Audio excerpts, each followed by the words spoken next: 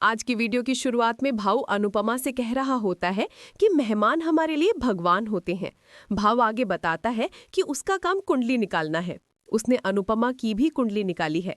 भाव आगे कहता है कि उसे अनुपमा के बारे में सब पता चल चुका है, वो कौन है, कहाँ से आई है, सब कुछ।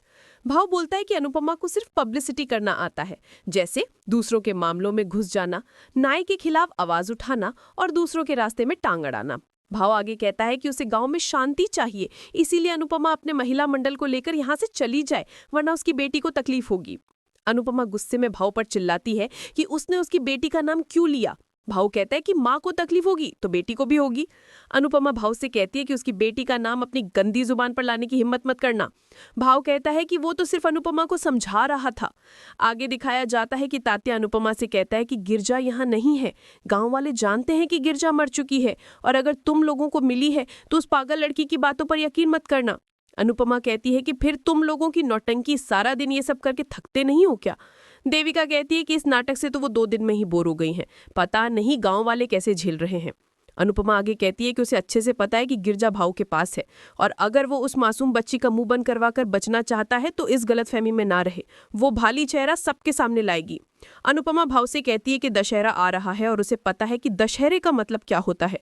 भाव चौंक जाता है। अनुपमा और देविका वहां से चली जाती हैं। भाव तात्या पर चिल्लाता है और पूछता है कि सरिता उस लड़की को लेकर आ रही है ना। भाव आगे कहता है कि वो अनुपमा को ऐसा जवाब देगा कि वो जिंदगी भर याद रखेगी।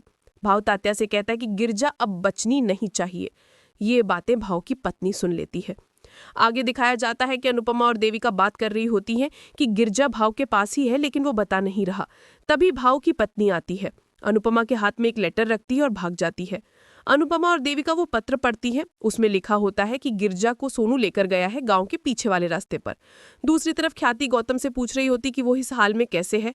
गौतम कहता है कि उसे माफ कर दो, उसने सोचा था कि वो कभी उनके सामने नहीं आएगा, लेकिन अब गलती से सामने आ गया। गौतम माफी मांगने लगता है और वहां से चला जाता है। नीता कहती है कि उसे यकीन नहीं हो रहा कि ये वही गौतम है। प्रार्थना कहती है कि वो गौतम जैसा था वैसा ही रहेगा, भेड़िया का भेड़िया। माही कहती है कि लेकिन आज उसकी आंखों में पछतावा था, शर्म थी। प्रार्थना माही को लोकती है और कहती है कि ये उसका ड्रामा था।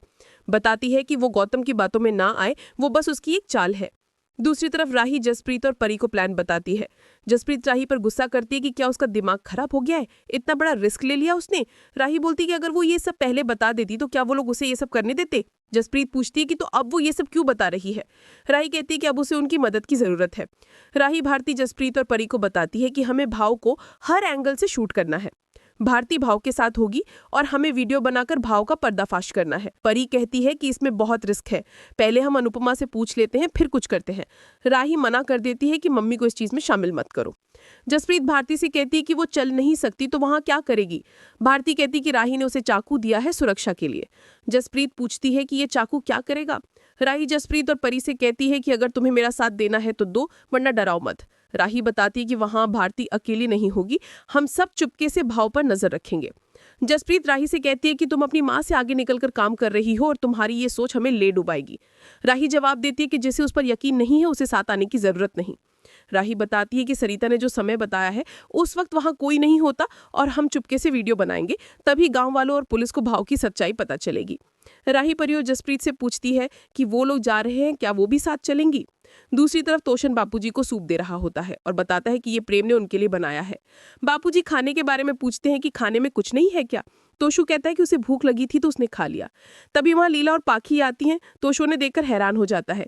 लीला बापूजी का पैर देखकर पूछती है कि ये क्या हो गया और हालत कैसी हो गई है, हमें कुछ बताया क्यों नहीं। बापूजी लीला से कहते हैं कि वो ठीक है, बस उनका पैर फिसल गया था इसीलिए चोट लग गई। बापूजी बाकी सबका हाल पूछते हैं।